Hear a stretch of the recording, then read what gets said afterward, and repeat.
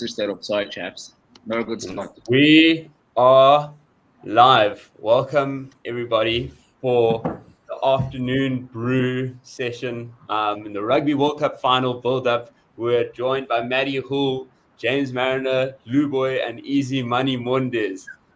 Gents, how are we feeling? The nerves, the excitement. Excitement, nerves, mix of everything. Yeah. All of the It's above. gonna be a good one.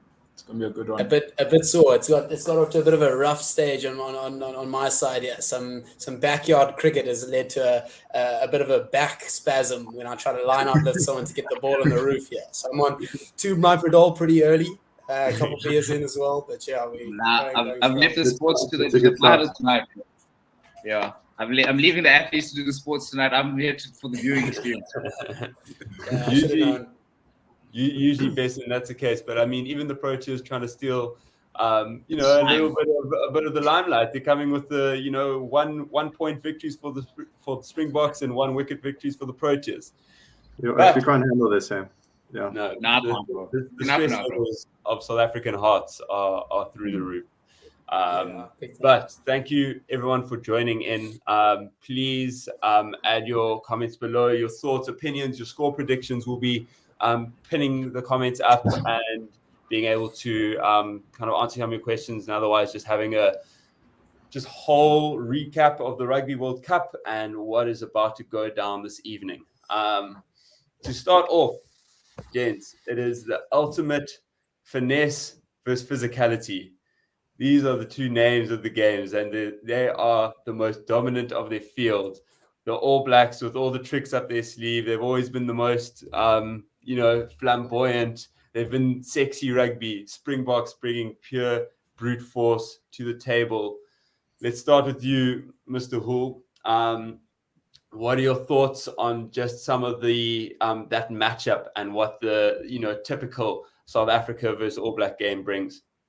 Jeepers, yeah. No, it's gonna be a cracker. I think we'll dive into player on player and the actual matchups a little bit later. But yeah, they obviously everyone knows what the All Blacks are going to offer. It's going to be fast paced. They're not going to be playing a similar game plan to what the Pumas are playing. They're not going to be launching up and unders and stuff like that. Although they do kick a lot more than people think they do. But I think it's a lot more tactical and a lot less kind of straight up and unders. So yeah, excited, nervous, and expecting the first 20 to be as wild as some of the last first 20 minutes that we've had against the All Blacks in the past. So it's going to be fast paced. I think it'll start really quickly, and then I think it'll slow down a little bit. I expect the Springboks to start a little bit faster than people might think. I think Rassie's got something up his sleeve there. He's not going to just wait and try absorb all that All Black pressure. I think he's going to actually try go out there and take it to them. Yeah, I think you bring up an interesting point, and it take us back to the Euro Rugby Championship game for New Zealand in New Zealand, and that fast 20-minute start that they got off to, essentially leaving the Springboks kind of in the dust. And while we kind of had a little bit of a comeback, we weren't really able to fully recover from that. And the likes of Shalon Frizzell just absolutely bulldozing over. Easy Money Mondays. We've actually, full disclosure, for the first time, I think we've got an All Black supporter in the house. There is an All Black supporter. There is.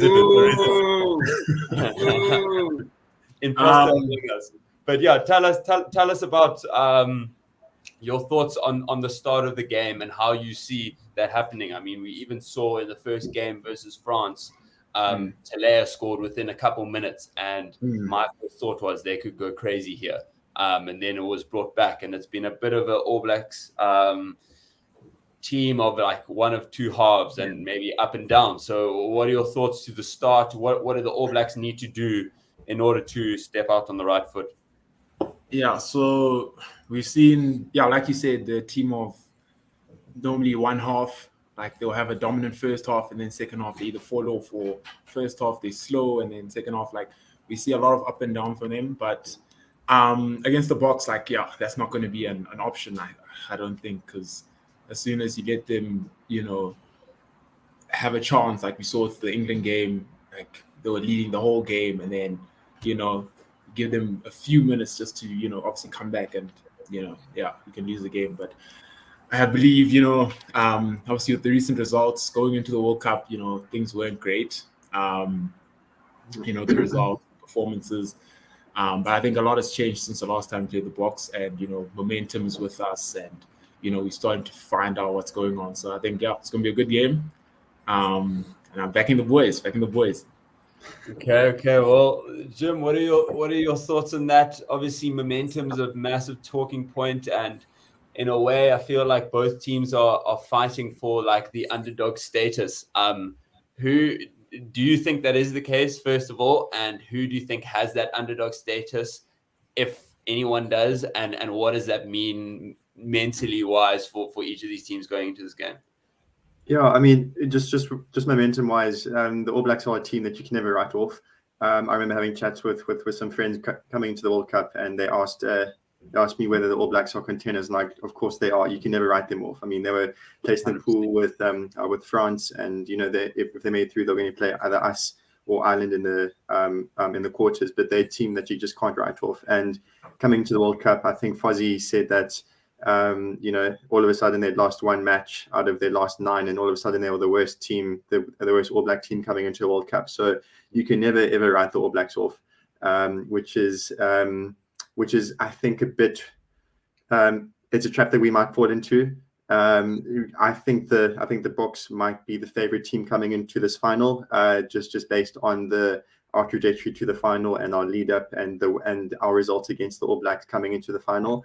However, I think it's a trap that we can't fall into. You can never write the All Blacks off. Starting well is so important for us and all that. But just with the underdog status, I think in this particular game, I think the All Blacks will be the underdogs.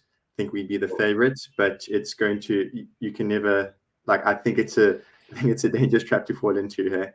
So that's my thoughts on that. Yeah. And Lubo, you agree? All Blacks underdogs going into the game? I think, bro, it's the narratives have been there around, the All Blacks, this being the worst All Black side ever in the history of the All Blacks. Obviously, stats-wise, do back that because of the losses they've had in Bombela, Argentina, Ireland Test at home. Yeah, but the thing is, bro, my boy Easy Money Monday says it to me very clearly, and he's really wrong about his voice, but at the end of the day, it's night. Folks, they are still the All Blacks, bro. We can't treat them. And the thing is, I think secretly we fell into that trap last week with England because the narratives around them from June when they got into camp, not to dive too far back into other games now, but the narratives were so different from they were winning their games against these tier 2 teams because the refs were overplaying their hand against the tier 2 teams. They were ill-disciplined, so they're a bad team. And they came out there and they took us to the deep end and drowned us for 68 full minutes, bro. There was a space where, obviously when it exposed itself completely in the 32nd minute when Mani was taken off, that we're changing our game plan entirely. We've got to go back to route 1, and that's all out of hand. And when it is in hand, phase rugby, because there's not going to be an opportunity for us to do a lot of mauling in this game. We're going to kick to the corner and get a clean line-out break. So we're going to have to play in the middle of the park and dog it out. And I think back to the main question, the underdog story. The All Blacks are walking here as the underdogs simply because of their obviously results, what happened to Twickenham, and they walked the final compared to ours. We've played everyone in the top 6, excluding us, obviously. So I think we have been inept to get to that level for finals rugby. We've done it for 3-4 weeks straight now, whereas the All Blacks, not that they haven't done it and not that they can't do it, but the narrative around it is that they are the underdog. I think, just to bring up Nick O'Connell's comment, the Fozzie redemption arc is crazy, right? Crazy. He's laughing. If he wins tonight, it'll be the craziest bar out ever because, as you said, Lou, statistically, probably the worst like All Black team, at least in the last 20 years, right? Yeah. We are used to an All Black team that's number one, and just every single game they go into, they've never been the underdogs. And then we saw the match against South Africa at Twickenham, and then they lost the opening game to France, and they were written off, right? And all of a sudden we saw a monumental performance versus Ireland. Julio, I'll take this to you. That Ireland game that they played, was that as good as this New Zealand side gets? Do they get any better than that? And if we can we match up to them? Was our French performance as big as their Ireland performance? How much better are these All Blacks, or is it very similar to the team that we played just going into the World Cup?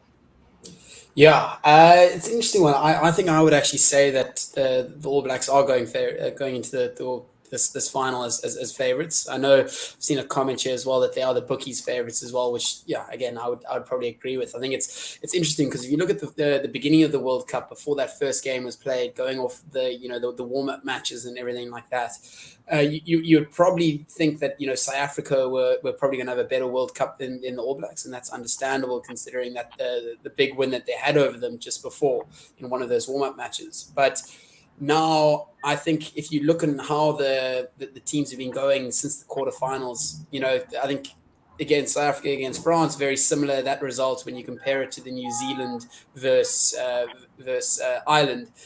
But then just with that last game, how we struggled against Ireland and how they dominated against Argentina, how the trajectory is for them is on the way up, and then potentially ours, we could see 2 1-point victories. Maybe we're starting to struggle. Maybe they're on their way. They're peaking. So again, and what you guys said a little bit earlier, you can never count the All Blacks out. It'll be the worst number one mistake to make in that respect. They're strong. They do look like they've been getting better and better and better. I mean, obviously they've lost the game in this World Cup. It was the first one against France, who would have been more motivated than ever in the first representing their country in their country. That for that first game of the 2023 World Cup. So. I don't think it's the best we've seen them. I think they're going to be very strong coming into the final today. But then again, I just think South Africa have more to play for.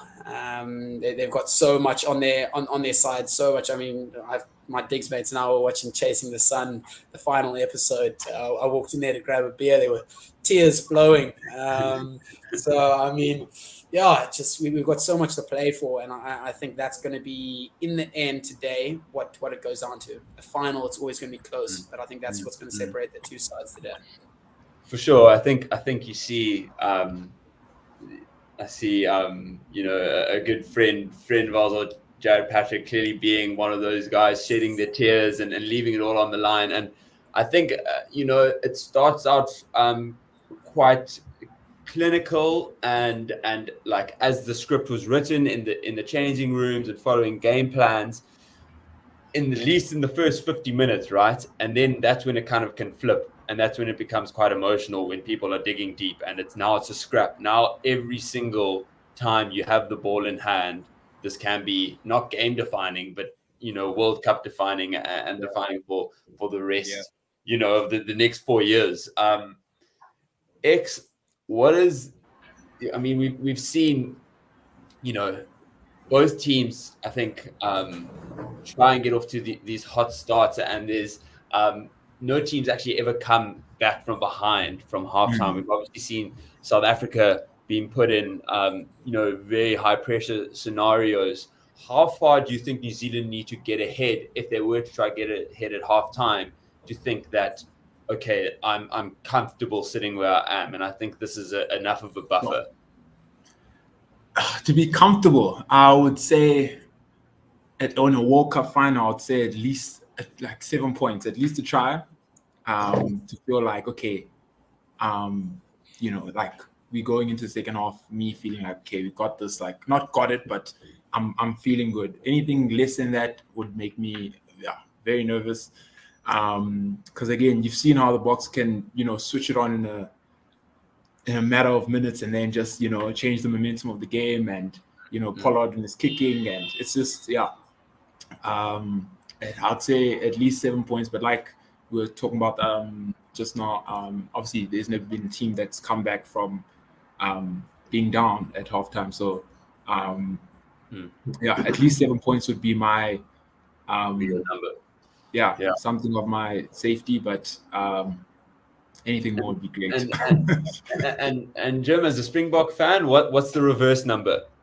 Because I get the sense, well, at least for me, it's a lot higher for the All Blacks somehow.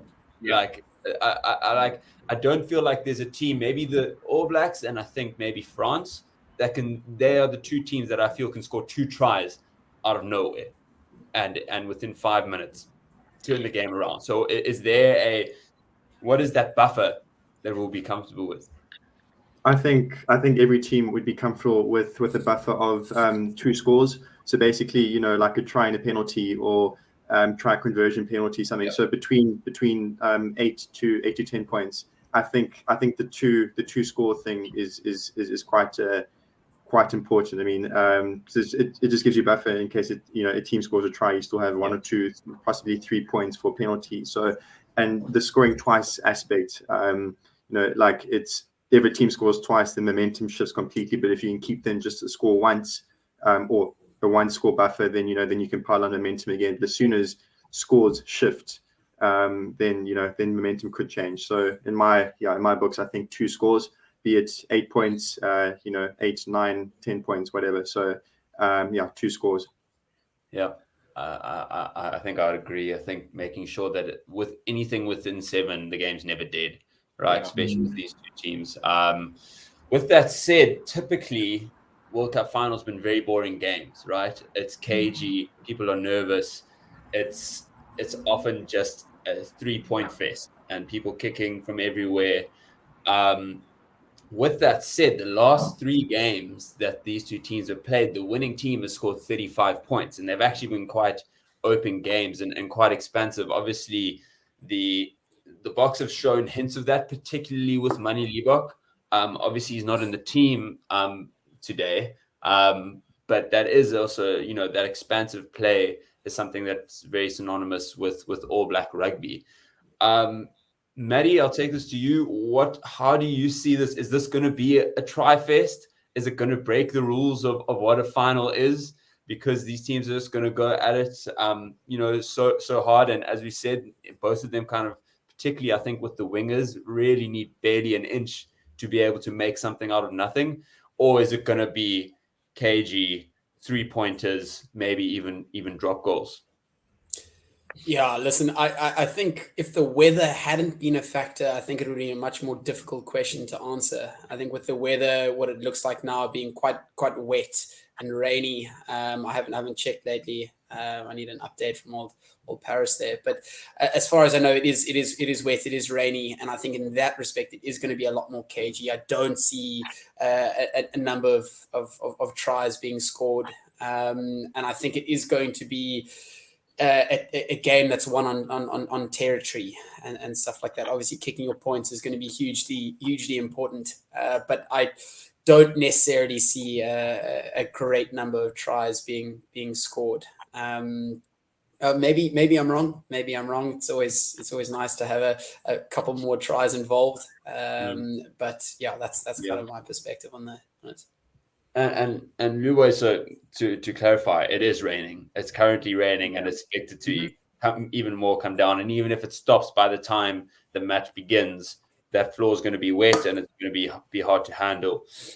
Lubo, what do you see happening with the kicking strategies? I forget, someone touched on it a bit earlier. Maybe the All Blacks a little bit more offensive kicking strategy versus South Africa, more territory-based and sending up the high ball, trying to win the 50-50s. Does the kicking strategy change with the weather? And how do you see each of these teams kind of, using their kicking strategy? I think if the weather, I'm assuming it's probably going to be a little bit like last week's game against England. And if that is the case, I think we'll just go back to, standard 4-4-2s fast, Faf off the ruck, base of the ruck, sky ball, Andre giving those balls high to just short of the 22, that's definitely going to be the player, especially with Andre and Mani not in. That is the number one indicator that we're not tending to spread the ball down the line as much, give the cross kicks per se. We're trying to play as much with ball out of hand or in hand in better position, in better territory. The All Blacks, well, we can talk about the All Blacks every single day of the week, but we do understand that like they're pretty like their game is not simple. It's I'm not explaining it, bro, but it's very synonymous just to them, bro. They know exactly what they need to do to get out of certain positions, and I won't be surprised if they decide to run it out of their 22 every now and then with Rico, because they do have the guys to do that sort of thing. Like, we're looking at the weather now, and we both say, as South African fans, saying, yeah, good for us, bro. Our hard boys are going to come in. They're going to do their job because it's nice and wet, you know, direct rugby. But they could be looking at it from their perspective, saying that, bro, it's slippery, it's wet. Let's run it on the outside. Let's give the boot, you know, go for the 50-22 every now and then. Let's try things, bro. Because, you know, if ever there's an opportunity to try it, it's now, because we're unsure anything could happen on the field, bro. So, yeah, I think we'll see Nagi kick off the base of the ruck. We will see Richie also look for territory. But I think the way we're going to be playing, they understand what we'll be trying to do. They will try to keep ball in hand, obviously in better positions of the park. But, yeah, we'll definitely see a lot of ice. For sure. I get the sense that there's going to be a drop goal that defines it. I think they're going to be moved. I don't know if you remember the last World Cup where we brought out that maul, like, you know, close in like the 70-something minute to secure like 3 points. I think both teams saw a breakdown of England's setup play, essentially to get Farrell in a position to slot that kick, and it's purely premeditated. They knew exactly what they're doing, getting him in a position to slot that. I think there's going to be a lot of that. I think both these teams potentially have kind of hidden a little bit to set themselves up and do that. I think let's get into the lineups. Obviously, you know, we've got a huge head-to-head ahead of us, and I think we're going to go through one by one and discuss amongst who's going to be our selection of choice. I think we'll have Hul and James debate and X and Luboy debate for the sake of it. So we'll go one each. Let's start with Hul and Jim. Number one, Stephen Kitsoff versus Ethan de Groot. What are we thinking? Start with you, Maddie. Yeah, I think the spicy plum. That's the way you're going to go off the bat. I think he just world of experience. He's really grown to himself. The leadership qualities that he's also started to possess as well with the captaincy at the Stormers and stuff like that. So it is a massive front up. I think their starting three are going to be huge for them. I think they're going to have to go most of the game. You'll probably see them playing a lot more minutes than you see our front three playing, or our props playing rather, because Bongi is likely to play the most of the game. But yeah, it's a great first matchup. But I think edges it for you. I think so. And you, Jim, similar thoughts? Yeah, similar thoughts. I think Kitsy's been a bit. He's been penalised for a couple of penalties of late. Just going over the ball and brushing his hands on the ground and all that. So he's such a versatile player. He's almost like a big loose forward on the bench. Starting there with because he can make those turnovers. So for me, Stephen edges Ethan, but Steve just needs to be quite careful on not giving away those penalties that might cost us. But yeah, such a versatile player, acts like a loose forward and a machine in the scrum. But yeah, just got to be careful. Yeah, no, I think he's definitely been under a bit of scrutiny recently. The spicy plum, we're not used to seeing really penalties that he gives away. But he's our first one on the sheet of all the combined 15. X and Lou, Cody Taylor versus Bongi Banambi. Massive matchup. X, let's start with you. Surprisingly, I'm going to go with Bongi. Yay. I think we've Even seen this let's do it to the point where it's also, let's consider the for this game right now, right? Not just as a player and their career. Let's say like playing tonight, because obviously there are lots of different ways to compare these. So let me just start by saying that we're not, if someone's picked over Sam Whitelock, it's not because we're disrespecting Sam Whitelock, it's just who we want to play on the night. But yeah, sorry, continue. I've seen in the last few games, Bongi, coming, rising to the moment, and in the big moments, the line out throws where before I was always a bit skeptical of Bongs, but he's proven even as when he's captain that he has a calm head under pressure, and he knows what's going on. So in that matchup, even though I think it's very close, because obviously Cody Taylor's also been playing great rugby, but I'd say I'd go with Bongs. I'd go with Bongs for tonight. And Luboy, even with all of the minutes that Bongi's been carrying with the injury of Malcolm Marx, would you agree with that? Bongi more bad boy. Bongi more bad boy. Have you seen him, bro? He stepped up to the plate, came out of the blue that he was our captain, and Sia comes off the field, but that's what started happening. And bro, look at us. We've warmed up to him. I heard there was some skepticism, when Sia came off in that other game. It was the French game when he came off, and they were feeling like it's a bit chaotic. But you see the last game, my boy held it down, bro. I also just want to say, obviously, I'm gassing my boy because I'm a South African fan, but I do have to give big shouts to Cody Taylor because it's not a massive edge. It's not like we're picking him because it's a massive gap. I was actually, before X said Bongi, I was hoping he would say Cody Taylor so I could say Bongi just out of that bias. It's such a big matchup to a point where it feels wrong, where it's nah, he's just clear out. Nah, he's the favorite. So, yeah, I'm choosing Bongi out of just everything he's done so far in this World Cup, carrying the weight of being the only specialized hooker in his position, proper throughout, coming in for Malcolm Marx, who is craziest loss you can lose at a World Cup. It's that stage of it as well. Yeah, but I definitely think it's going to be a big matchup in terms of just line out throws with the weather and it being wet and all, and 100%. obviously we're assuming it's going to be quite a close game, so lineouts are going to be massive. Obviously getting the mauls and that going. So huge matchup there. The thing about this matchup as well is just both of them carry the ball a lot. Well, the teams look at them to carry the ball into contact a lot between phase 1, 2, and 3 before it's time to get it to the more mobile forwards. So when it's time to get the shoulders soft, they are both great guys for that. So I do think this matchup will be showing up really early, bro. From maybe kickoff.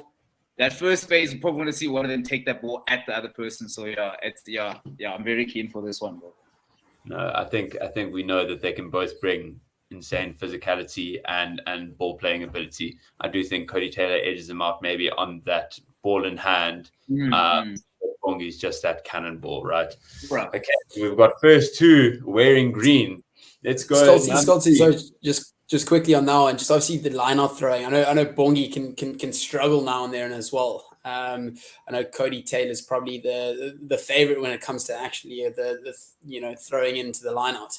He's also super elusive, so also it's going to be interesting to see him when he's in the trams there, and when they get the ball wide to him. While Bongi being more of the route one kind of carrier, Cody's managing, or he's able to do so much more. So of course, another great matchup.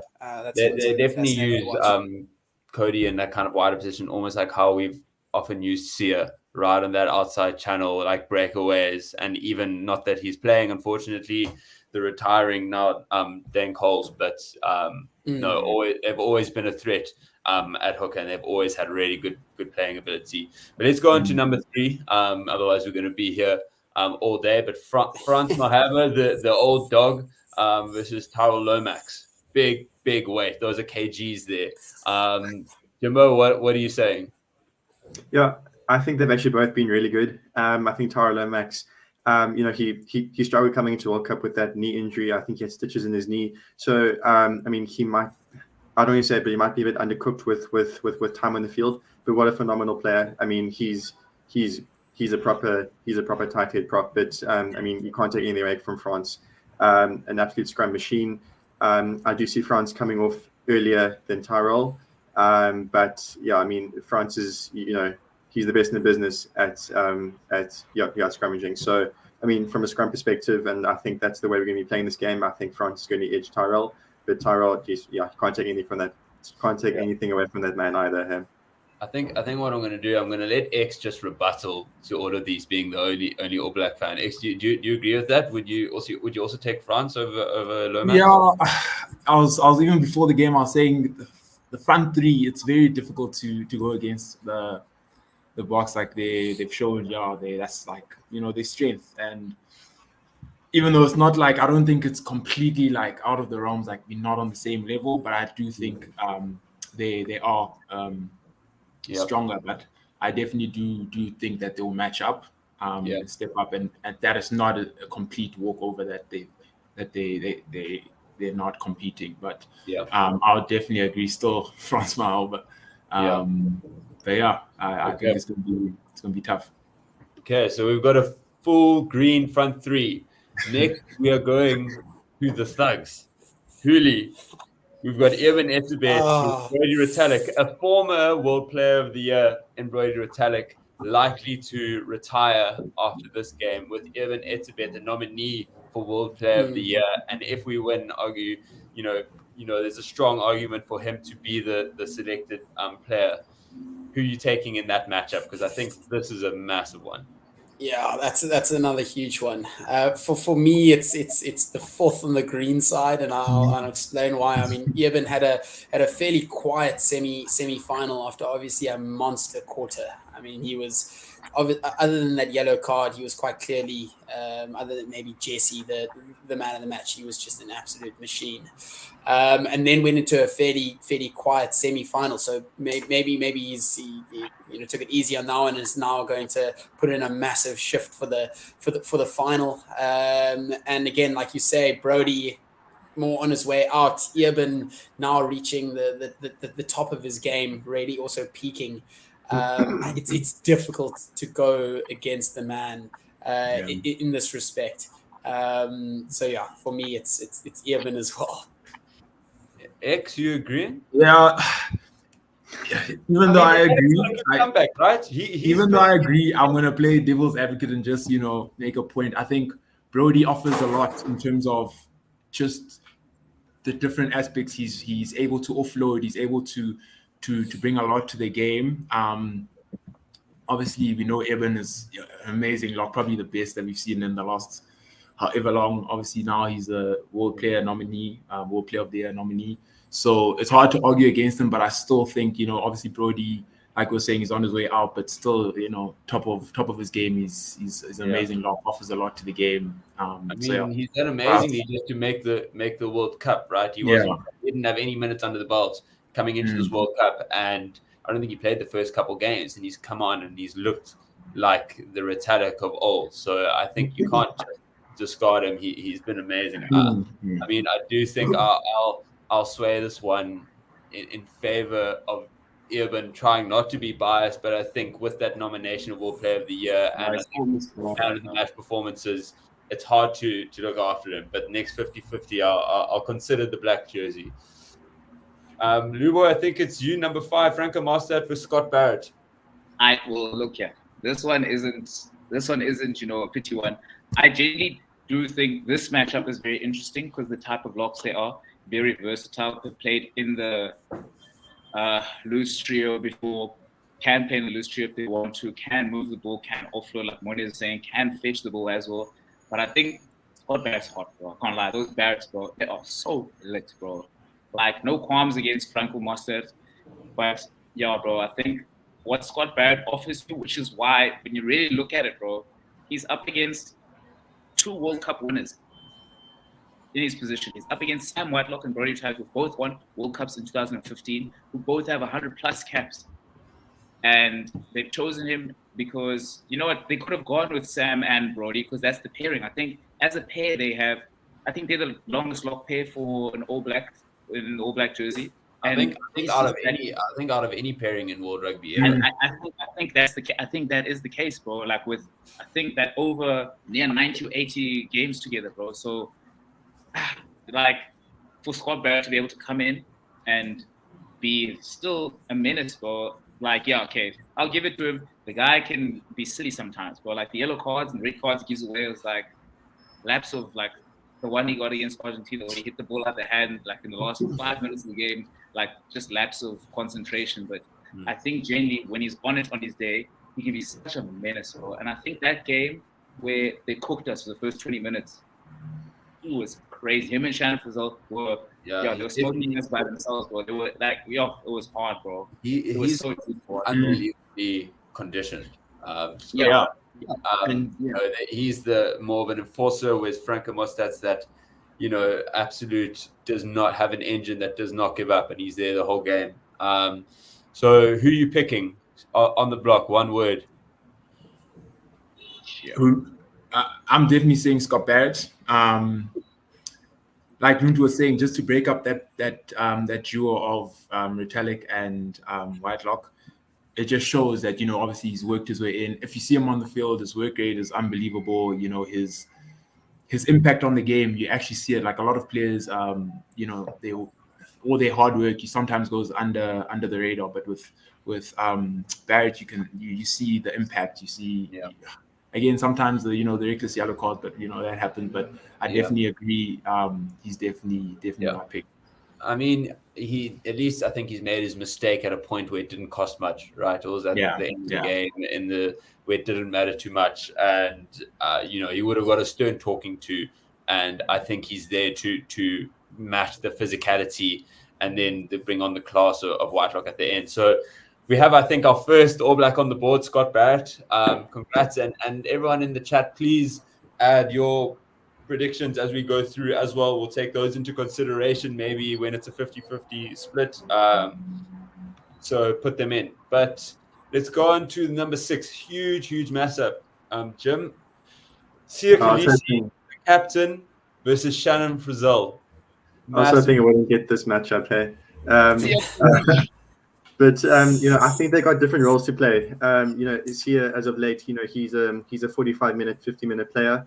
I perceive Shannon Frizzell being on the field for slightly longer, so I think they've got different roles to play in that capacity.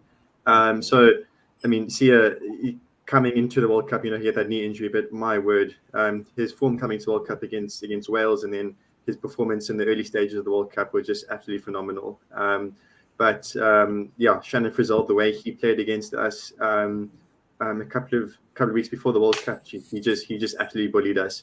And also a very versatile player. He can he's a line-out jumper as well. He can jump the line-outs. He's fast. He's physical. He's big. So it's a very tough question to answer. I mean, I'm leaning towards Shannon Frizzell on this one just because of his versatility and the different role he's going to play on the field. But it's such a tough question to ask, and I was hoping I wouldn't be.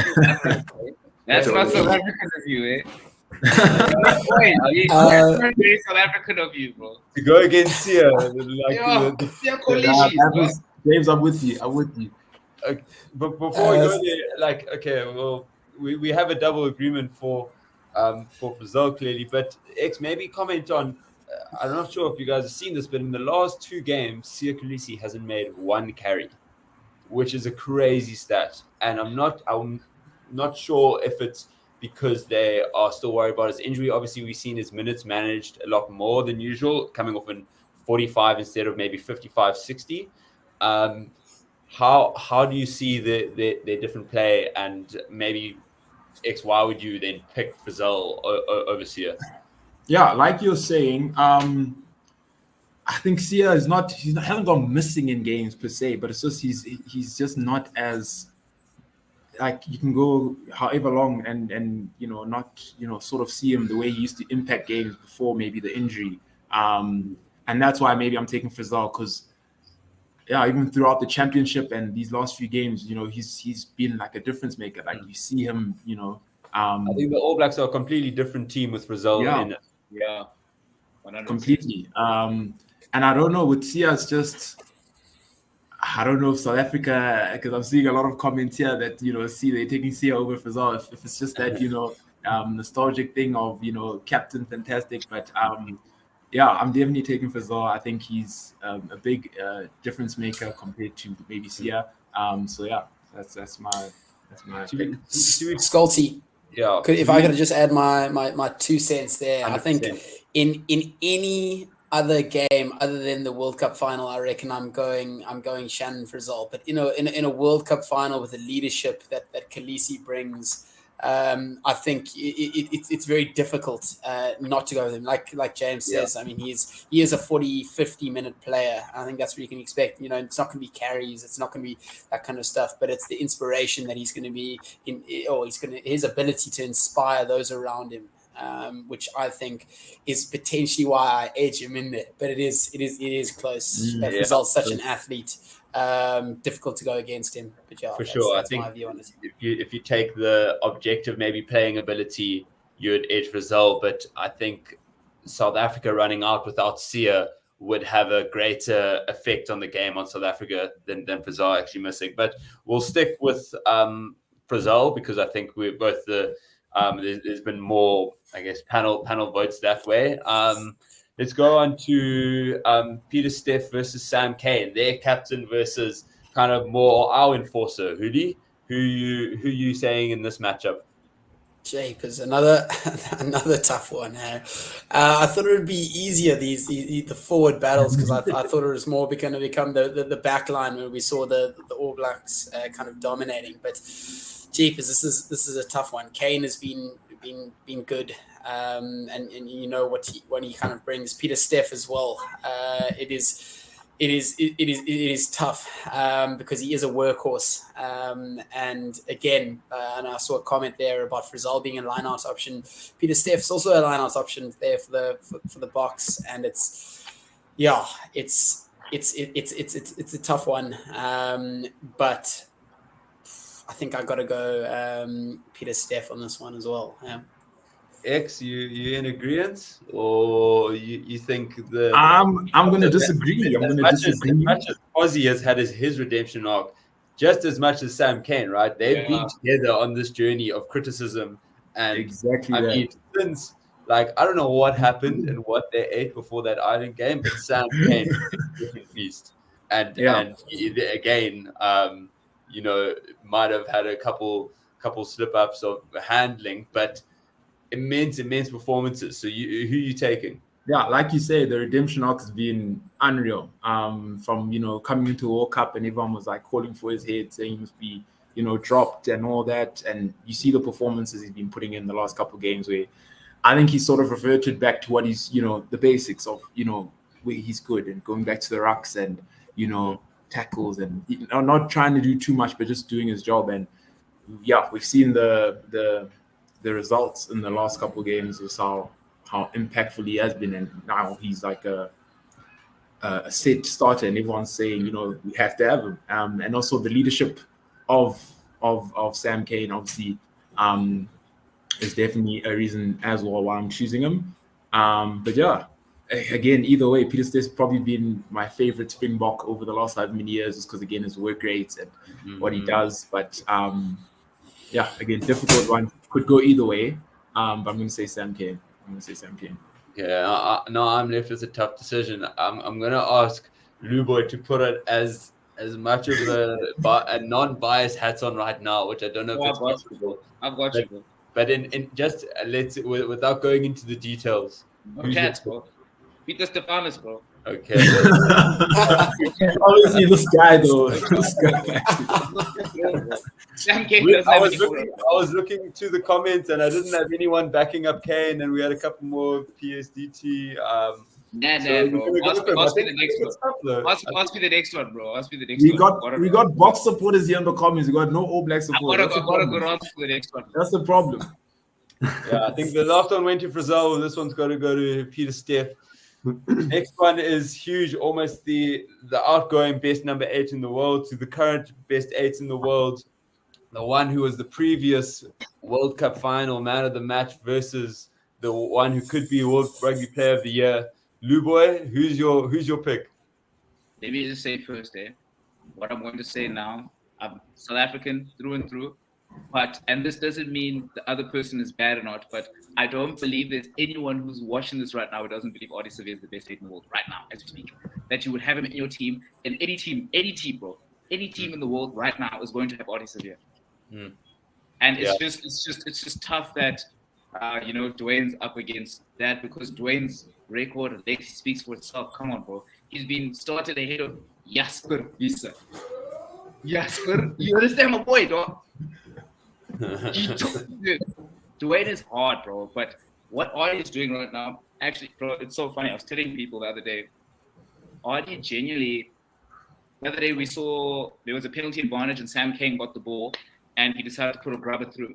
Bro, Ardie has given these guys a license to think that anyone can just do this, because he genuinely is so outrageous, bro. He gets the ball and it's whatever he's feeding at the time, bro. Maybe a chip over, recover again. He's always gaining meters. He's always getting stuck in and giving. That's 110%. Yeah. You'll always get out of him and out of that jersey for him, bro. So, 100%. yeah, bro, it's not even It's to a point where sometimes you forget Sam Kane's actually the captain. Yeah, I agree. I think I also sometimes look at him and like he's the guy. I mean, we got some comments. Bertram Human's giving you some love there before, so I think that's unanimous. But X, I just want to check. You agree with this, right? Yeah, no, that's a no-brainer, guys. I think no-brainer. World player nominee. You see his impact on the game, his carries, his impact, all over the field. It's just I don't think we have to go too deep on that one. Ardie all the way. And Dwayne, Ardie, I think, been obviously amazing. His presence over how many years, like the last however long, has been, unmatched. Yeah, so just a recap, we've got a front three of Springboks. We've got Ewan over Brody. We've got Scott over Franco. We've got Shannon Brazil over Sia, Peter Steff over Sam Kane, and Ardie over Dwayne. So actually pretty mixed up bar the front row. Let's move into that number 9 position. Huge. Aaron Smith playing his final game in an All Black jersey. I mean, he's coming also into kind of the form of his life, and you see people peaking at the right times, and I think he's one of them, versus Faf de Klerk, who's had to kind of save the box on 2 occasions and has just been immense in a kicking game. James, considering even, it's in the rain and just for this match alone, who are you taking for this? Yeah, another tough one. Hey, let me just start with Aaron Smith. He is textbook scrum half. I mean, like his by the book. Yeah, by the book. He is the definition of a good scrum half. And I think the occasion tonight, his last match in All Black jersey, I think that's going to be a massive occasion. He's going to have a massive role controlling the game from the base to the ruck. And then we go to Faf de Klerk, who's been called up again just to have that extra stability in the team. He's also got a massive game tonight. There's no scrum up on the bench. So I mean, in this game, I think Faf might, because there's no scrum up on the bench, and he is going to be asked to play full 80 minutes, not a 60-minute game. He might not be as electric as he might usually be around the park, just to save up those electrolytes for the end. But Aaron Smith, he's likely going to come off at 60, 65 minutes. I'm a big fan of Aaron Smith. Okay. I think the way he controls the game is just his ability, his kicking ability, his passing, his gameplay. I'm going to go with Aaron Smith with this one. Yeah, I think Aaron Smith's got probably the best pass in the world, and maybe Faf probably one of the best kickers from the base of the ruck. I also, to be honest, I don't even see the All Blacks taking him off. I think he's probably going to play full 80. If I'm them, I mean, X, maybe you could weigh in on this. I just don't know if Finlay Christie has the sauce that he does, and I don't know if he has what it takes to be in a World Cup final, but maybe I'm wrong. What are your thoughts? Well, first of all, let's hear your thoughts on Faf versus Aaron.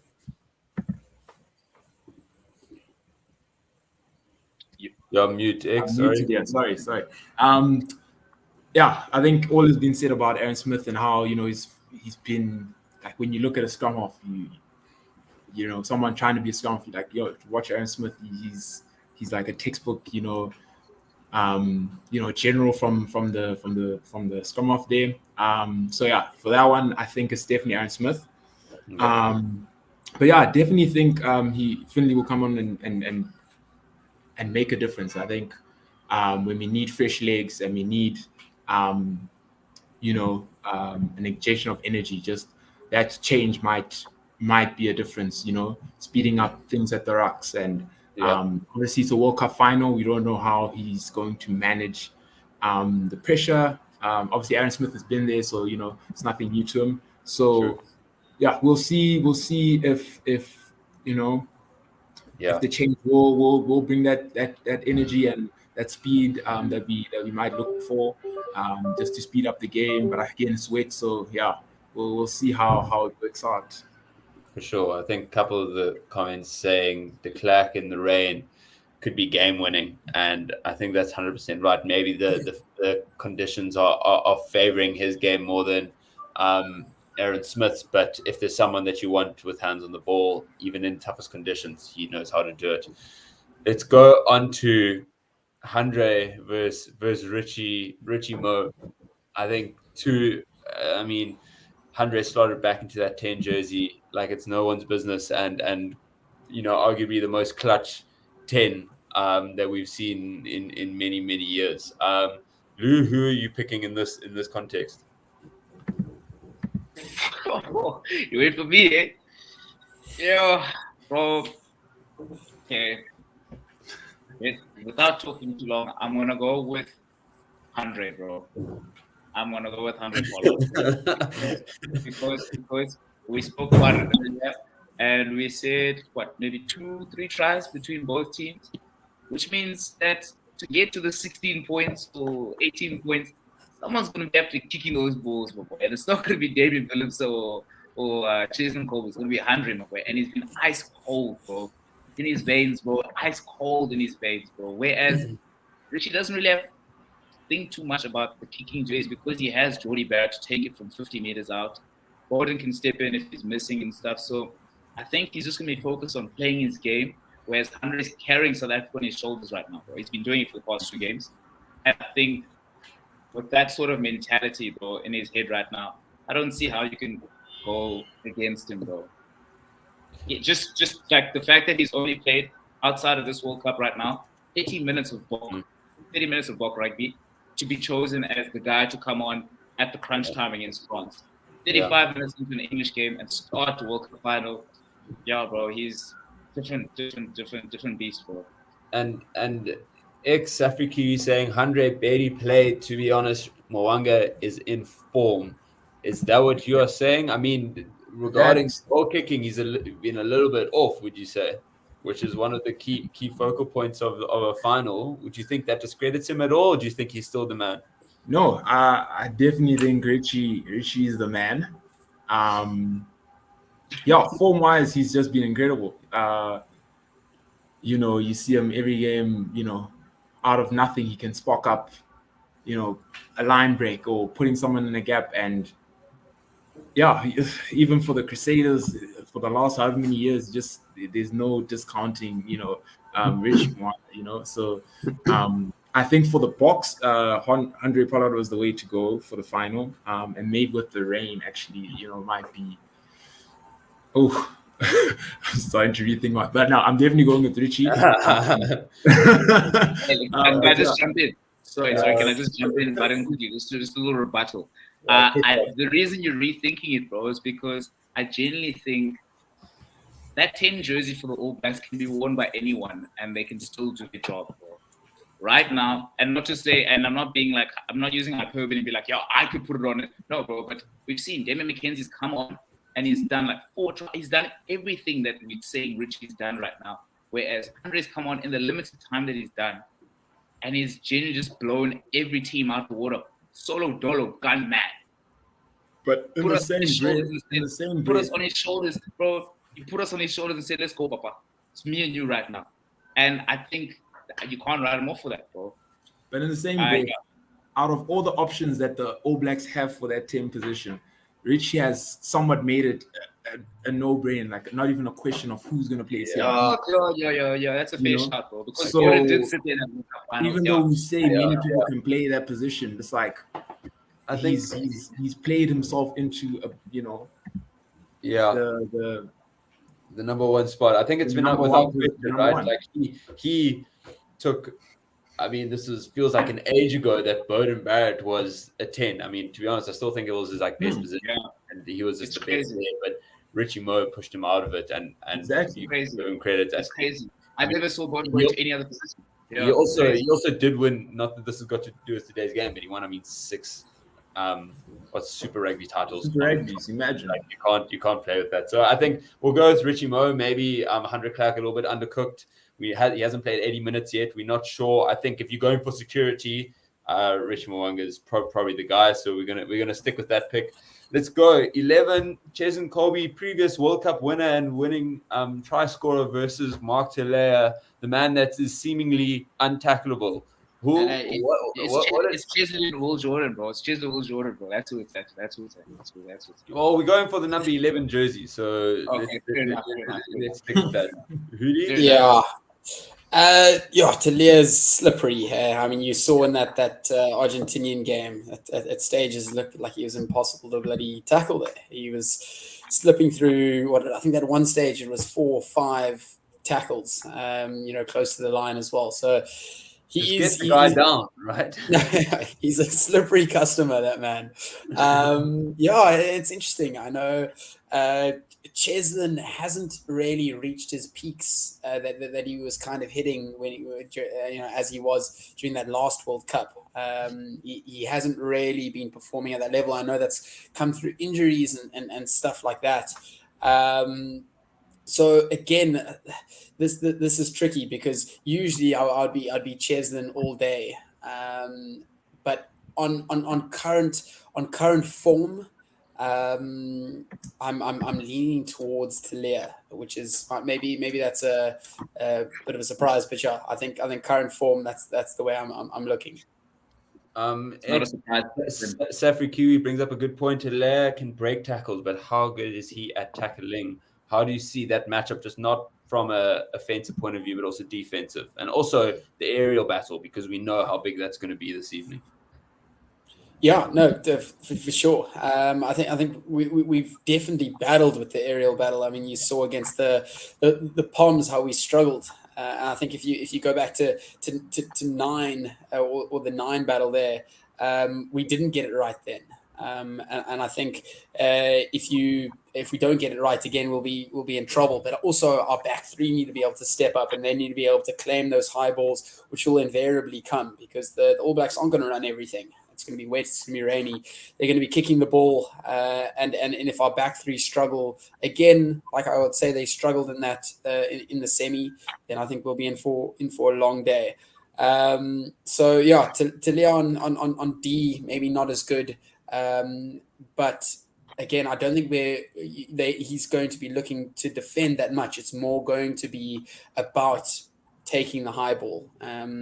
With it being wet and raining, I don't think we're going to be spreading it wide too much. I don't think he's going to have to make that many tackles. I think it's going to be more about being able to take the ball from those box kicks and up and unders. We've got a comment from Nick O'Connell saying Talia is performing against lower ranked teams. He sat out of the Ireland game. Thank you, Nick. World. Would you agree? I wouldn't go like as much as to say that he can't perform against the bigger teams. But yeah, in this matchup, I would go with Cheslin just because we've seen BMT. When we need someone to rise to the occasion, or when South Africa needs someone to rise to the occasion, Cheslin's there. Again, they're both, insane, at being elusive and breaking tackle, finding gaps. But I think Cheslin just edges it for me because I don't know, it's just. I think it's also a big match, right? Like World Cup, we scored that try. Like these clutch moments where there's barely half a centimeter.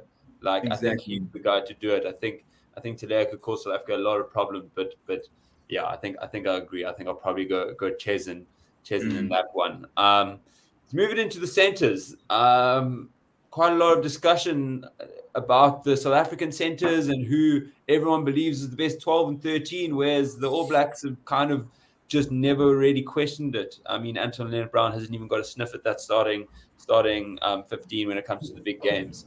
Luboy, let's start with 12. Jordy Barrett versus Damian Dialindi.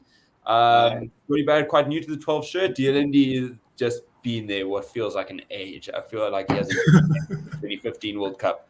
Who are you picking? I think as far as this game goes, this is tough, bro. This is very, very tough. Very, very tough because Dukes, bro. Dukes is like always going to give you meters, always going to give you options. So he's like secretly people don't see like some of the things he does like offensively, bro. The line breaks he makes, the spaces he sees, like the grubbers he puts through, the kicks he makes are like very calculated. He doesn't just kick the ball away, he puts it into decent spaces and he sees it. But what Jordy Barrett offers you as a 12, like a second 10, bro. He can kick that ball like 70, 80 meters. He steals the ball. He stole that final ball against Ireland. Against Ireland. Over the try line. The try line. So he is new to the jersey, and which is why I'm kind of skeptical to go against Dukes, just because it's not as easy as that. Because Dukes can look one-dimensional with what he offers you, but it's definitely not one-dimensional. Whereas Jordy Barrett has so many facets to his game, which is what makes the All Blacks tick the way they do. Because even in their 22, bro, they can genuinely give that ball to Chimonga, fake that first receiver's kick, pass it off to Jordy Barrett, and then he's the second receiver, and he exits from there, or even have Bowden in that line. So without having to have Bowden in that line, and he gets you lots of meters, bro. So yeah. I'm gonna go Jordy, bro. I'm definitely. You going Jordy? Okay, big. I agree with Luboy. I'm gonna go Jordy. I'm gonna go with Jordy. Jordy Barrett. Damien, I don't think he's that Damien of old where again he carries well and he makes meters. He's just, I don't know if he's as impactful as he was, a few years ago. Jordy, I see him as, someone that can offer, different options. His kicking, and again, he also carries very well, and he gets a lot of go forward ball for the All Blacks. So, in this matchup, even though I still think it's close, I think Jordy edges it. Just because it's the finals, bro, you need like someone with a lot in their arsenal, bro. Okay, well, we're going with the new 12. Only really moved in just this season. Don't do that now, bro. Don't. I'm just the messenger. I'm just the messenger. Now, like this is a position and what he's offering, bro. And like, hey, you made your cases. I'm not rebuttaling, but Jordy takes the number 12 shirt. We're gonna go on to Jesse Kriel versus Rico Ioane. Maybe one of the best defensive centers versus one of the best offensive centers. Mr. Mariner, who are you picking for this matchup? Anyone who knows me knows my thoughts about Jesse Kriel. But what a fantastic tournament this man's had. Hey, I think he stepped up so well in that 13 role. And the match he played against France, geez, that was some performance. Hey. But then you're going up against possibly one of the best attacking 13s in the world, someone who's migrated from the wing and actually made that 13 his home. On a normal day, I would go Rico, but on a finals day, I think it's going to be very defensive orientated. I think it's going to be scrappy, and I think it goes against most fibers in my being to say this, but I'm going to go with JC Kriel for this particular match on the final. I'm going with JC Kriel. I think they're visibly, potentially not in agreement with that. Do you think James has a point when he says that defensively and in a final in this type of game when it's wet, JC Kriel's caliber and the way that he's implemented within the box is more effective than Rico Ioane? I think Jesse Kriel, a lot of it's based on what he's been doing in the last however many games. So it's a lot of recency bias, in my opinion. But I think I think this one, for me, it's an obvious one of Rico. Again, offers so much going on attack. Very quick. I think he reads the game very well. And I think if we ask this question right before the World Cup, people would be like, oh, obvious, Rico, like no question. Yeah. But I think, again, World Cup final, I'm definitely going with Rico. I think Jesse has been playing very well on both sides of attack and defense. But for me, I'll definitely go with Rico. I think. Well, we've got a split here. Huli, I'm going to leave it up to you. One word answer. Who you giving it to? Jesse. For a final, for it being wet, Jesse all day. Okay. Well, Jesse edges it, and it's going to be a mixed combination in the midfield. Now we've got the elusive Will Jordan. He could break the World Cup record with 9 tries if he gets one more. He could have had it sealed in the bag if Richie Mo knew how to pass to his right side in the semi-final. But he's got to go out and score against the Springboks in the final. Versus otherwise Currie Arendse. Both of them, I think, have pretty much a game to try ratio in their careers. Will Jordan playing a little bit longer. Lou, who are you picking? Will Jordan. Straight away. 3 games. Like, what else is there to talk about, bro? Like genuinely, Curtly's good, bro. The kid's done really well to certify him like a 14 jersey when his competition was Kane and Moody, Impy, all in the gang, bro. Like, for him to certify that jersey was like really boss. But as far as today goes, like, let's be honest, bro, we're not going to see him get the ball today. Andre is definitely going to kick that ball up. He's only going to get that ball if we are successful in disrupting the high ball. Yeah. Because then that's where we see him pick up the scraps and finish it. But this one, I don't even want to talk too much about it. Will Jordan, bro, let's wrap it. You're going to agree? I think there's a big talking point under the high ball. I think Curtie's actually been phenomenal under it this World Cup. Will Jordan typically is also played back, so it does have that expertise. You also picking him? Yeah, I'm definitely picking Jordan. Him under the high ball. I think his counter-attacking, his finishing. Not to say that Currie Arendse isn't, in his own right, very, good at those.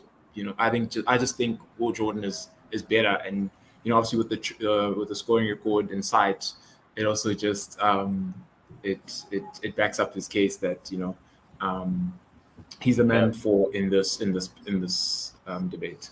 So it's Will Jordan on the other wing. Last but not least, we've got Beauden Barrett, the original playmaker, pulling strings, and probably equally as good of a playmaker, Gaz, who's kind of made that 15 jersey his own in Willemse.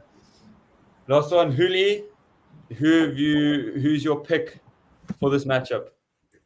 Yeah, just to go back to quickly, Jordan, I mean, 31 and 31 tries in 30 games. You can't argue with that. I think that one's nailed. One of the few on the starting 15 that is nailed. The last one, I'm going to go Beauden. I'm going to go Beauden. I think Damien struggled a little bit in, again, the last couple of games. It'll be interesting to see what his role is in this final, whether he plays most of the game, whether he gets hooked for Villy, whether he potentially goes to 12 at some stage. It'll be very interesting. But I do think he struggled a little bit in the pool stages. He was better, but I don't see him hitting those heights. And I think with the All Blacks having the option of Damian McKenzie coming on, off the bench as well, I don't think you can give the position to Damian when you've got Beauden and potentially Damian backing him up. I think it's all day All Blacks that day for that position. And X, I have you quoted as saying, for those of you who don't know, X Money Mondays in our midst was once upon a time at the Western Province Academy. So we've got some rugby expertise in our midst, and I quote in saying, Damian Willemse is the best rugby player I've ever seen in my life. No, I did not say in my life. When you were playing with him alongside him. Let's be honest. When you said, sorry, to say the best person I've ever played with. In terms of on a practice field and, what we're doing drills, one-on-one, those types of things, I said he was the best player that I have witnessed Not the best player ever. Let's not lie. No. Sorry. What I meant to say was the best player you've ever played with. Yeah. But again, at the same time, have you seen what you saw on the training ground? Does that even consider him, in a matchup versus Beauden Barrett? No, I think also back then it was what year? It was 2016. He was still matric, I think. So even in his own right, yeah, he was already playing, above his age, group. So, but again, I also haven't played with Beauden Barrett, and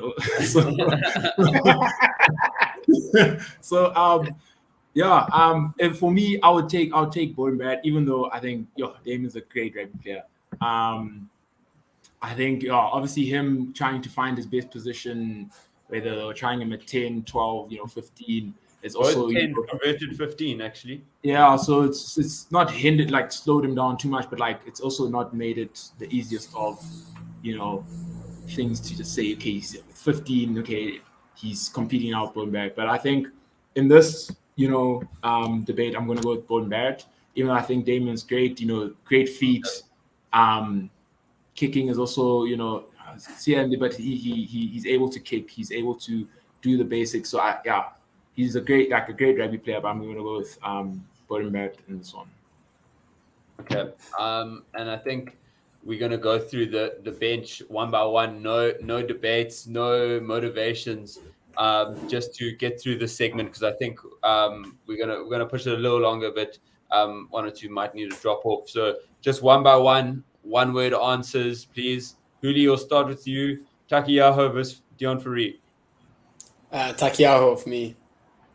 James, Tamata, Williams, Oxenchair. Ox. Laulala versus Trevor, X. Give me Trevor. I like Trevor. Jean Klein versus Sam Whitelock, blue boy. Let's go for the experience for Sam Whitelock. Achia Sneeman versus Papaili, Huli. Different players, but Achia for me. Also, I guess difficult, but let's go. The 7-1 split's kind of ruining this a little bit, but Finley Christie, Quagga Smith, Jim? Quagga Smith. I mean, I don't think Finley Christie was getting picked. Yeah. It's our reserve. But Damien McKenzie, Jasper Wiese, X. Just what I'm assuming in terms of impact, I'm going to go with Jasper Wiese. Okay. That's big. Willie LaRue or Antonina Brown, my boy? Willie, bro. Willie is going to do more for us compared to what Antonina Brown will do. That's big. Okay, well, that brings us to the end of that segment. I think Jim, you need to jump off. We're going to chat about one or two other things, but thank you for joining. I think the rest of us are happy to continue on. We're going to just keep it rolling. We've got a couple more things to go into. I think more than anything, a big talking point has been the minutes, right? And it's who is hot and who's burning. We've got this matchup, and we've got the total minutes played by each side. The South African team having what everyone or lots of people have said is the most difficult run-in that anyone's ever seen to a World Cup final. With that said, you've still got a New Zealand team with a higher average points played. Why do you think that is, Huli? Yeah, it's an interesting one. I think you can look at it off the bat. Just looking at the minutes, we are looking at the minutes on the left hand side. Not the far right is I think that was one of the other teams, but you can see that. Yes, yeah. So South Africa only have one player in the actual red with regards to minutes played, while New Zealand are up to 4. It's tricky talking about minutes played when it comes down to a final, again, because there's so much more that has the players invested. And you feel like they can give that little bit more.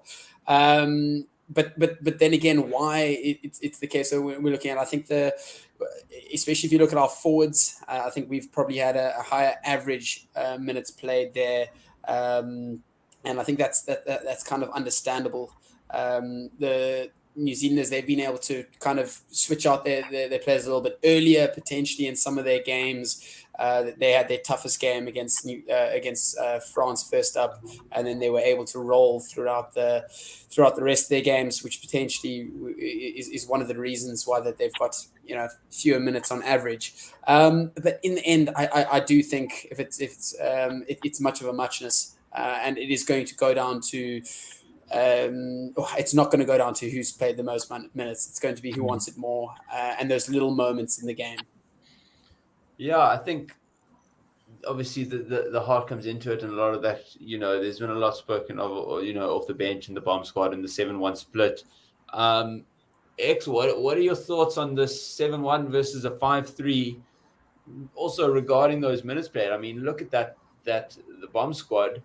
Most of them are only not even at 200 minutes, other than Oxenchair and Vili Leroux.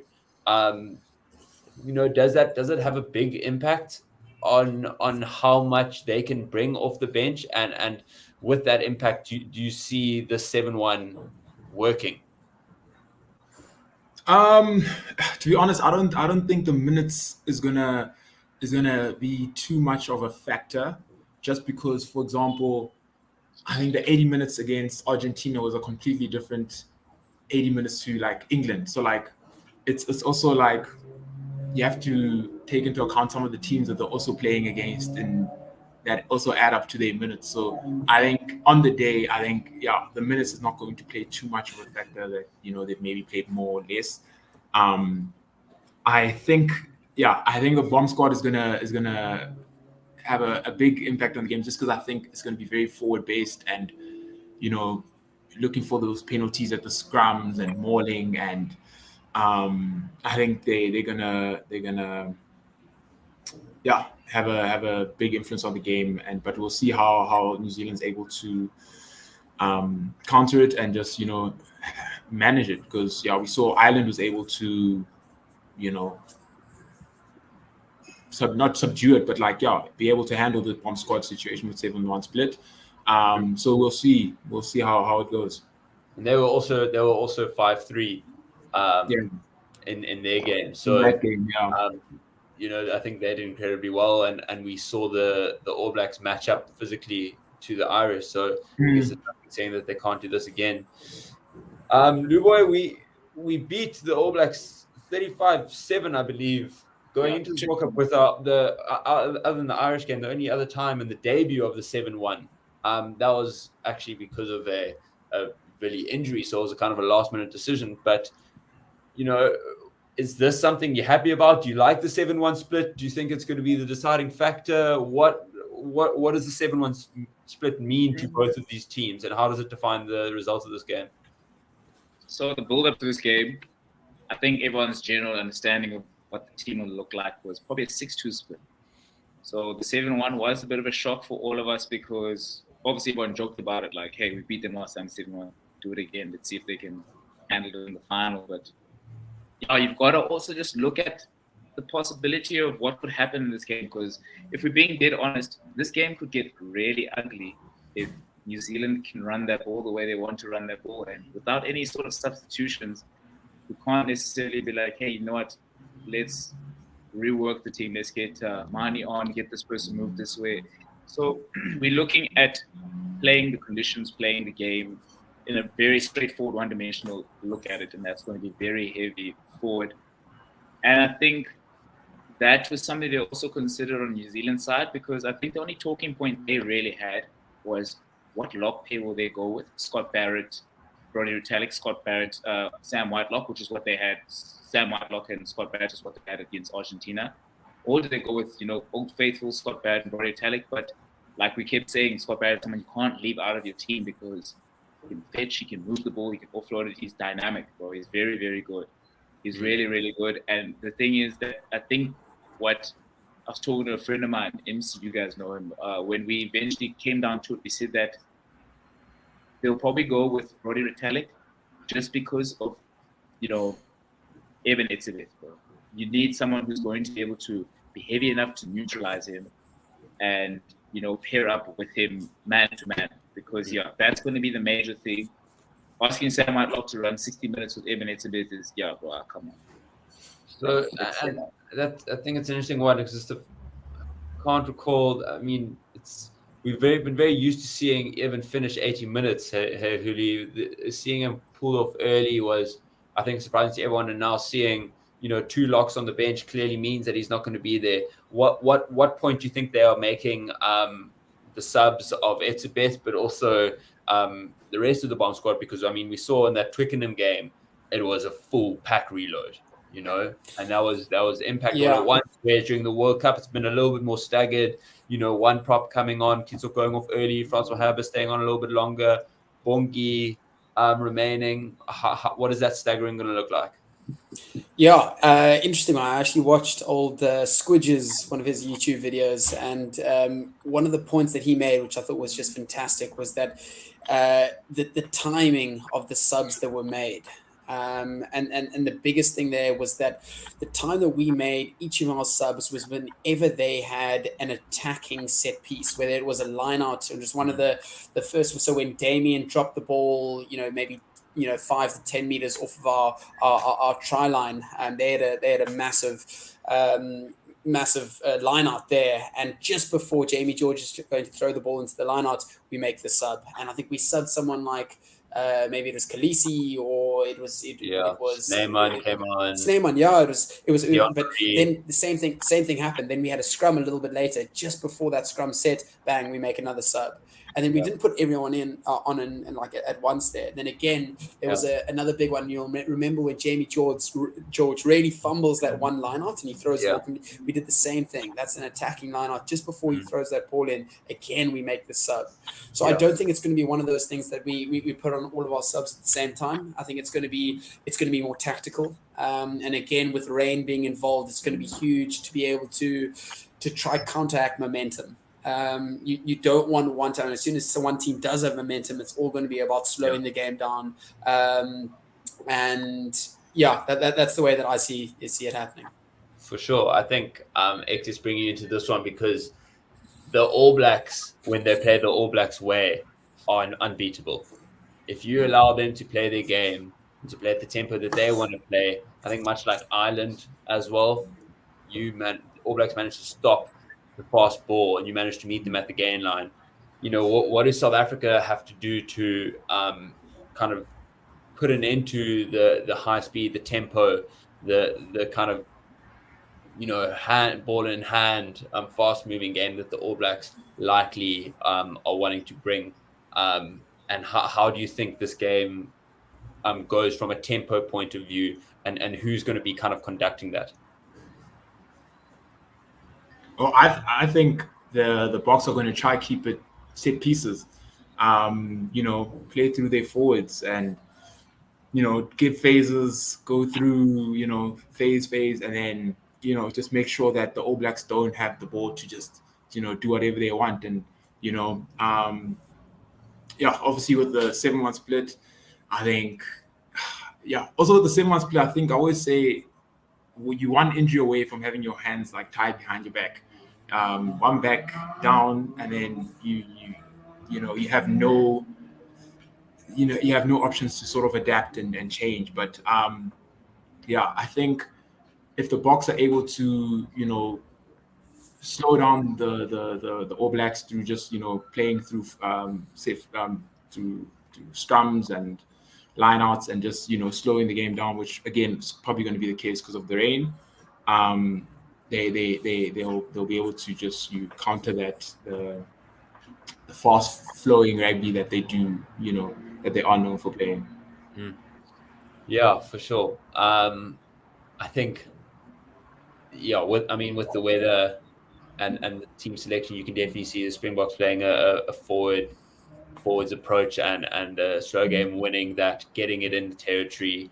Very, I think, kind of going quite back to a similar 2019-esque Springboks where it was very territory based. We saw how uncomfortable we were when England were in our half and we just actually couldn't escape. Lubo, is there a way that we make sure that New Zealand don't do the exact same thing and just pin us back? Or how do we not get ourselves out of our half and make sure that we can make sure that the All Blacks aren't able to pin us into positions we don't want to be? I think the difference between New Zealand and a lot of these Northern Hemisphere teams is physically Ireland, England, and France are able to match us in the physical aspect of the game. We don't get as much game line success as we do in every other sort of game. Whereas I think with New Zealand, I don't think that's going to be a major issue that we have, because which is what the Twickenham game was pretty much. It was us just getting a lot of game line success, but then now we had Mani was being able to pull strings in, because when you do all those phases, you suck in all those players into this ruck and the breakdowns, where Mani is allowed now to just give a little chip over the top to the corner, whichever side, where we don't have that. And I assume Damien might step up into that, the 10 on the attack for that, if Andre is, up for it, which is why Billy is there as well. Usually the pairing of Andre and Billy is such that Billy can step into that 10 when we're in that 22 to give those skip passes or into the line sort of thing. So I think I'm not really too worried really about where we're going to play the game at all. I think the issue is New Zealand don't have a problem getting out of their own half at all. They're not worried about where the game is played at all. Like, it's never even a thought. Like, you watch them pick and run this ball up from inside their own 22 and run 40, 50 meters. And now that sort of run also does something to you on the field, the fatigue, like the mental pressure you're on now, because we've let these guys break for 40 meters. And they're feeling like, oh yeah, we're hot now. We've got something for these guys. So yeah, if we just prevent them from jawling that way, I think we'll be good, bro, because I think game line success is something we will get, bro. For sure. I think it's going to be with all these games, and we've seen the tightest games in this World Cup more than I can remember the others, just going down to the just finest of margins, and the final play of the game where the game hasn't been settled. It's going to be one or two moments often that really define it, but making sure, I think momentum gets you to a point where you aren't the team that's chasing is going to be big. To move on just to, as we slowly wrap up, interestingly, that both of these head coaches come tomorrow are out of a job within their national unions. They're both leaving. They're both done. They've left their mark on their respective unions. I'm interested, Huli, maybe your thoughts on how it's maybe affected the preparations, general approach that they brought to this World Cup and the management style. Has it been we've got nothing to lose now? Maybe, less worrisome and just generally free-flowing? Or do you think it's just a case where they're wanting to leave on as high a note as possible and kind of, look back and be like, well, both of the unions, you could have made offers that I wouldn't have refused, because I'm sure you could make an argument for both of them. If there were offers on the table that were worth it, they would have stayed, right? How much do you think that plays into it? Yeah, I think it's different from the Springbok compared to the All Blacks. So obviously they've probably wanted old Razor Robertson in there for a while now, and it's not a surprise that the decision has been made. I think there's been a lot of pressure to get him involved, just based on his record at the Crusaders, and even more so than just the actual record itself, but how much he actually brings to the setup. So, and on like a personal perspective, from a player to player perspective. So I think from that side, I think the pressure was going to be on. I think the All Blacks, obviously, Ian Foster's been there for a while, and I think the relationship there with the players is going to be strong. So I think they'll be playing in a great part as well. I think when you look at Jacques, it's almost a little bit different, because Jacques isn't one for the headlines. You've got Rassie, and he loves saying he loves the spotlight. Maybe I don't want that to be put in a bad way, but it is that Jacques is very happy to just bring it on. No, he's not scared. No, 100%. No. I think it's not. unknown to anyone that Rassie likes a bit of the spotlight and likes, you know, conversation and also the way that he does things is so interesting, in how he tries to gain an advantage from any, you know, specific thing. But I think Jacques is so happy to run underneath the radar, and I don't necessarily think he gets the praise that he deserves. I think he has been such a pivotal you know, person in that setup for such a long time. And I think sometimes it is all Rassie that gets the plaudits, but it is really Jacques that has pulled this team together, and has such a massive role, you know, kind of in the shadows and where you're not exactly seeing. Yeah, 100%. You hear both of the players from both teams, like the way that they speak about both of their coaches. I mean, famously, this New Zealand team fought for Fozzie to be kept in, and managed to beat Box at Ellis Park to do that. You know, stepping up in a Carlton most. They wanted him there. They wanted him to be the coach to carry them forward, despite the results. They could have easily, you know, it's easy to lose a camp as a coach / manager of a group of international players when fixtures aren't going their way. You know, if you're All Black, you don't want to be led by someone you don't believe in. So there clearly is that. As a All Blacks fan, are you happy with Razor coming in? And what is the general narrative around Fozzie leaving, and particularly if he wins this World Cup? Yeah, so I think with this World Cup, I think the narrative has changed a lot. Going into the World Cup, again, the man just won a Rugby Championship, and he cleaned up all the, you know, players' lows and all that. So, in itself, you look at his record, and, you know, he lost, you know, Ireland series and what. But, you know, I think him winning the World Cup will change, you know, the way he is viewed as, you know, his reign as the coach, you know. And just going back, I think, the situations are completely different in terms of, I think the people were very hard on Fozzie, whereas I think with Rassie, he stands in the line of you know, the hits of the same way that he doesn't he gets the praise, but in the same way, if things don't go right, they somewhat, you know, we look at him to like what's going on, you know. So I think that dynamic also just helps the box and the camp, and also just dealing with criticism and all that. But I think I'm very happy with Razor. Razor obviously coming in. Obviously the news was given to us at a time when we were desperately just wanting some sort of change.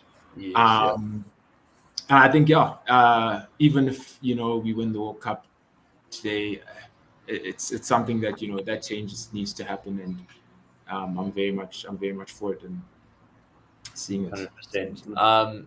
Well, we were meant to be an hour. We're coming in on an hour and a half. So the conversation's been good, but there's one question that lives higher and carries more weight than any of the others, and that's a prediction. Don't say it, bro. Don't say the prediction. Don't say the prediction. Don't say the prediction. I don't know if you guys have seen the clip from the 2019 World Cup, but they interviewed this lady, Shame. She didn't know anything about rugby, but they found her and they were like, her name was Princess. Princess, what's your score prediction? She goes, 2-1. I'll try to link that in the comments a bit later. But oh my gosh, if not 2-1, let's start with you, Luboy. Who's taking this game, and by how much? What are the points? Die bokke, meneer, die bokke. Die mensen met Joel vandaag, boy. Die mensen met Joel vandaag. I think the Brass are going to win by 4. If I'm going to give you a direct number, where you guys can copy and say, Luboy said they're going to win. 2016 has been in my head, but I don't think anyone's going to get to 20, so 19-15, bro. 19-15, so 4-point deficit. The All Blacks are going to be running with the ball in hand, trying to get over the line. Massive. I think that'll make for at least a couple, maybe one try each way. Going to you, Hudi. So the SUPERBRU is currently saying that it's don't hate on me here, but it's All Blacks by 4. And that's very much a head-based decision. I think if it was heart making the decision, I would say Boks by 1. A third 1-0 or 1 point victory in 3 games. So yeah, it's heart versus head over here. But yeah, I can't give you an exact score prediction, but I think either All Blacks by 4 or Boks by 1. First Sia Khaleesi being left out of the South African team, and now the All Blacks by 4. Damn. Oh, God. He's I wilding. don't think Forever Sports has seen this This South much African support ever. I knew he was a double agent when you said Cheslin. Mark Taleo over Cheslin. I said, there's no way he's hearing me. He's killing us. Undercover cop. Okay, so we've got if we win. just to confirm who you said. So we'll go with the head because that's what the super is saying is what you believe. So you saying All Blacks by 4, Lubo. You said you said the Boks by 4. X, what are you on? Yeah. So I was going to go with 16-12. So All Blacks by 4. Okay. 4 is the number. Yeah, 4 is the number. I think it's gonna be close. Again, lots of kicking, lots of I don't think it's gonna be too many tries per se, but yeah, I think it's gonna be by 4 points somewhere there. Okay, well, I'm gonna split it. I'm gonna go Boks by 2, 26-24, Andre Pollard drop goal to win. We're gonna be down by 1 in the rain, coming down. So tasty. He's gonna He's gonna clutch up. I think he's gonna get it done. But gents, thank you so much for joining us. And big thank you to BOYLESPORTS and BITDEFENDER, our sponsors who are making this all possible. It's been an absolute pleasure to chat through the game. I came in more nervous. I think having chatted this through, it's a bit of a counseling session. I'm a little more down now. Like all the possibilities have been spoken about, and now I just need the game to start. But gents, thank you so much for joining. We appreciate Thanks for it. having us. We'll see you. And thank you everyone for tuning in and commenting. We really appreciate the support. Please like and subscribe if you haven't already. Yeah. But lads, thank you so much. Enjoy the game, and keep that heart healthy. Hopefully it'll be a cracker as we've spoken it up to be. For sure. Thanks, Jeds. Thanks so much, Jeds. Thanks,